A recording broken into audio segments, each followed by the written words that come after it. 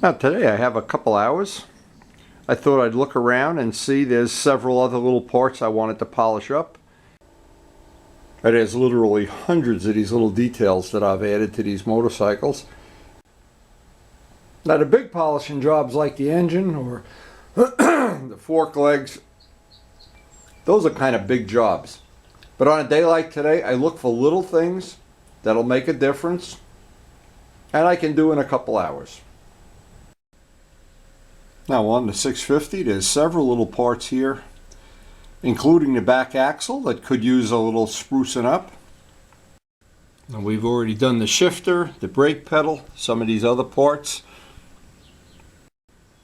Now one of the things I've been doing, and I will do it with the parts I finished today, is I've been keeping a coat of flitz on these parts just to see that the beeswax is going to protect it from oxidation. Now the Flitz commercials say it's 6 months of protection from the beeswax. So that means if I did it at this time of year all summer, I'd have beeswax protection, but we have to see if that's really going to come true. And it says it gives you 3 months of protection in salt water. Well, I hope these bikes don't wind up in salt water. So step one is to just have our cup of coffee in the morning and pull these parts off and get out of this below freezing temperature.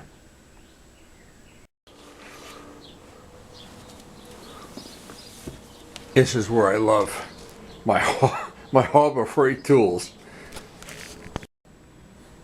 Now with all rear axle pieces out, we can get out of it. It's cold. It is brutal out here this morning. So step one is just to look around at what these are 10-year-old parts, and we're trying to maintain this motorcycle, of course, to better than new condition. This is going to be one step in the process, and I say it over and over again, there's no part of this costs a lot of money.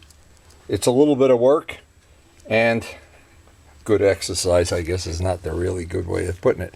Anyway, you can see the time has taken its toll on, as it does with all motorcycles, and these are driving motorcycles that we ride all the time, and we tend to ride them a little rough sometimes. All these parts, when I'm done with them, hopefully are going to look a lot nicer than they do. We have an eclectic mix of painted parts, aluminum parts, steel, and even the nut that goes on the end here. So let me have my coffee and let's get started. So while my coffee's brewing, butternut squash, and what's this one? That's butternut squash and sweet potato. Oh, the house smells so good. It smells like flitz and soup. And this is broccoli.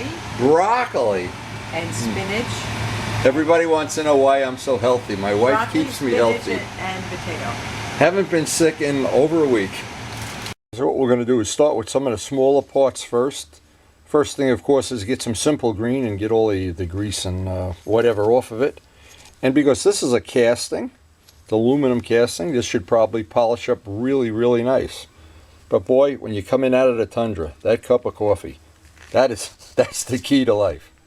Now, I always think a motorcycle, and this is a 10-year-old motorcycle, 9-year-old motorcycle, it's exactly like the 100-year-old house that I live in. If you do the maintenance regularly and catch things before they get too rusty and too corroded, you'll probably have a good time. When you let things go, boy, it's like letting your health go. It goes downhill really quick. Now, in the interest of sharing some good information that'll make your enjoyment of these kind of things better, simple green. Here's the reason for not. And I found this out actually the hard way several times. If you take a part over to the wire wheel or the buffing wheel or anywhere that's loaded up with grease, grease usually has the equivalent of grinding compound in it from sucking up dust and dirt and road salt and everything. But that's the real reason, is you don't want to contaminate the wheel, and you just make extra work for yourself either way. Now, if these parts were really, really bad, well, we would go to plan B, soak them in a tub of it, but this is just superficial grease.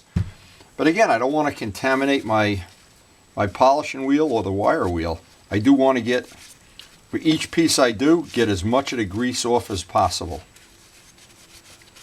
And I haven't found anything better or cheaper than simple green, to be honest. So once that's clean, now we can go over to start taking some of that finish off. It looks like it has a painted finish, and then we'll polish it. So before I start working on any part, I want to see what I have to deal with. This is, and I'm just taking a wild guess, this is a silver painted finish over some kind of plating, and it always seems like the Kawasaki parts have a black plating. They must plate all these in some kind of material that makes the paint adhere. But as all things, time has taken its toll, and you have corrosion, and that corrosion is happening. In this case, it's happening under the paint. And so one of the things that's nice, when you have a polished part, you always have the choice, even without taking a motorcycle apart, of just taking some flitz or some polish and repolishing it. But when it's got things like this, this is going to, in the next year or so, is going to peel and chip and flake off. So actually, we've picked a good time in the motorcycle's life to do some of these little upgrades. I wanted to mention another thing that's a really good idea. I try to, at the beginning or maybe even during a session, when I'm doing buffing or polishing or anything, especially working on a wire wheel, have the safety glasses nice and clean.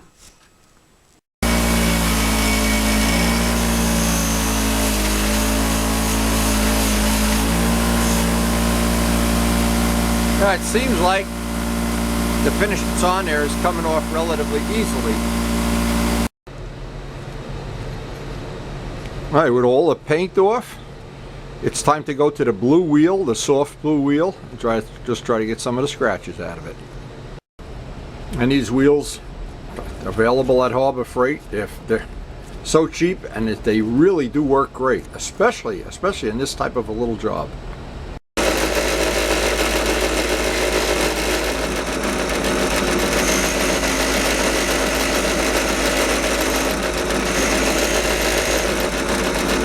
And the blue wheels, they generally take some of the scratches that the wire wheel leaves in. And the next step on this, once it's cleaned up, will be the buffing wheel. Now what we'll do is we'll start with the black rouge, which is the roughest. Get as many scratches out as we can. And then take some of the red rouge, rake the wheel, clean off as much as we can. And of course, it would be nice if we were professionals, we'd have 3 wheels. But this serves our purpose. And even though this is not the right way to do it, this has gotten us some nice parts in the past. And the white finishes the job up. And then the final thing is we're going to polish everything with flitz. Try to get that beeswax protection on this for 6 months.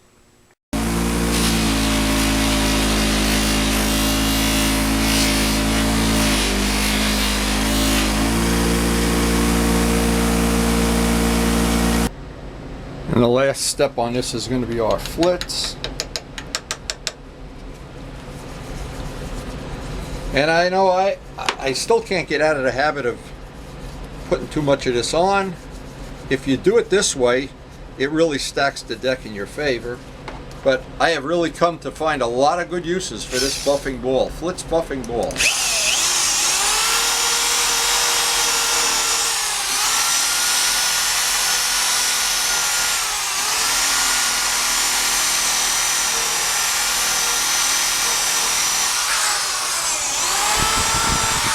What we're looking for, the main thing, is the beeswax protection.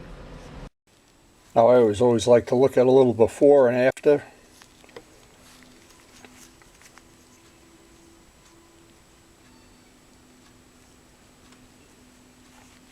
Now needless to say, if we had real friends, they'd come and polish that part so I could move on. We'll get these 2 done and move on to the next part. That came out nice. Aluminum almost always, and I love the look of polished aluminum. I don't know why. I love the look of polished aluminum, and not crazy about flat black. So, and needless to say, the second part always goes just a little quicker because you get in a rhythm, you get a little speed going. Well, these 2 are in the bank. Okay, the next step on this is going to be the axle. You can see the axle's had a rough a couple of months out in the salt. We've been riding this bike regularly, and I always like to clean it up. Another trick is when I put this back, I will always put a little bit of wheel bearing grease or something on it so it slides in and out without having to hammer it to death.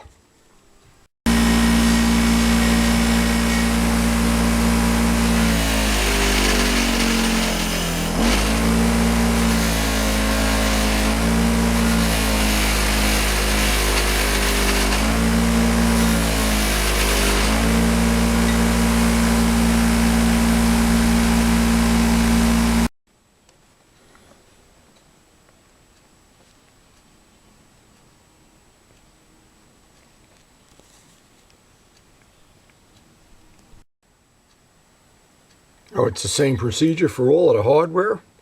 I get that done and get that coat of Flitz wax on here. I call it wax, but Flitz beeswax.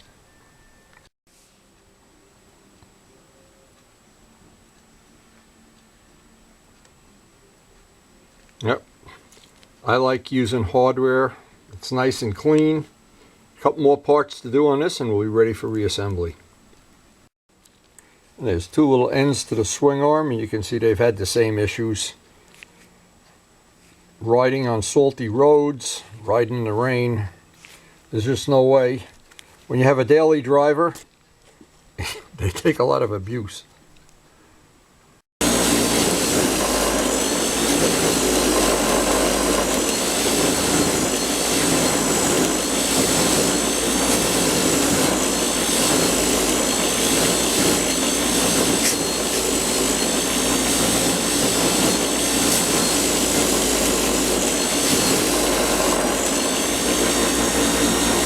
Now this is a different material, so it's taking a little more effort to get the paint to up.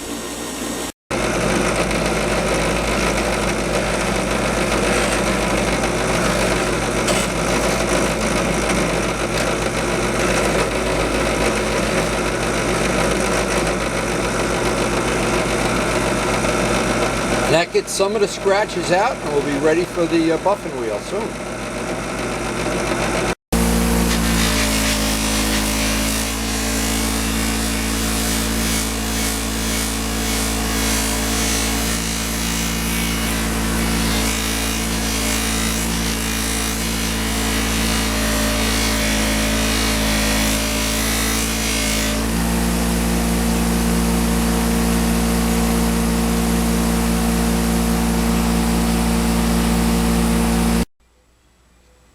So right there you can see a little bit of the before and after.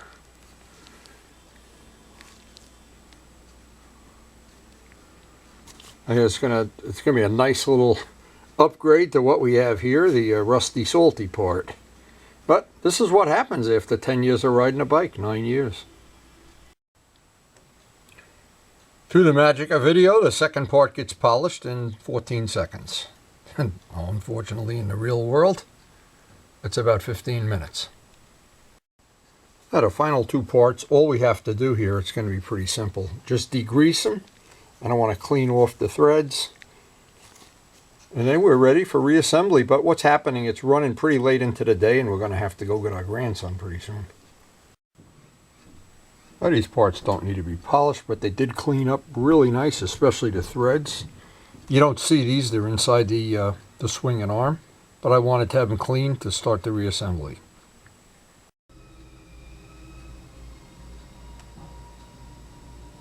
So you can figure out yourself, you can look at any combination of these things. The parts you see, the parts you don't see. That'll be a lot more fun, and tomorrow we'll put the bike back together. But right now it's time to get the baby. Who won that round? That one. What? Who won? Come on, tell me the truth. Okay. It was this one because I have to teach you this. Who's winning, Miles? Who's winning? I don't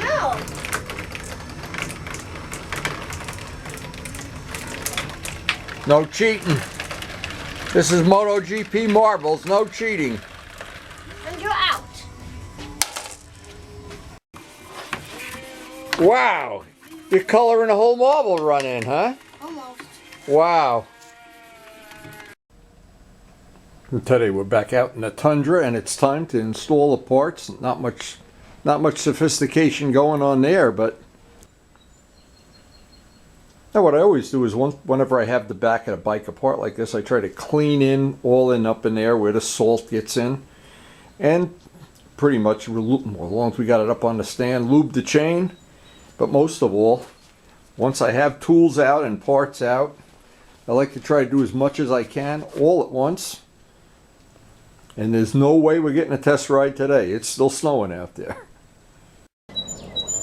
And just this morning we had a leak in our bathroom. Part of the ceiling came down. So we have enough adventures going on here. Guys coming over to look at the roof right now.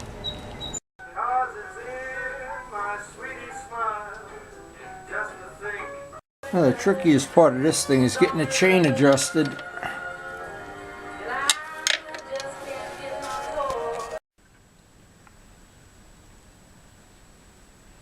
One more small detail.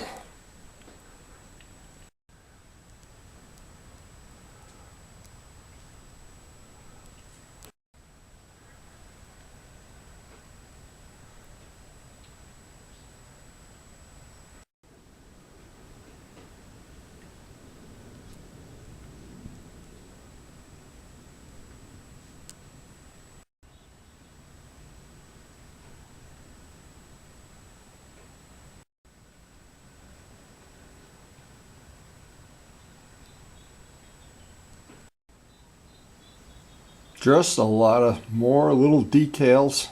Everywhere you look, little details. So I hope you enjoyed the video. Hope you enjoyed us detailing out these bikes. For me, it's a very enjoyable thing. And hey, as always, thanks for watching.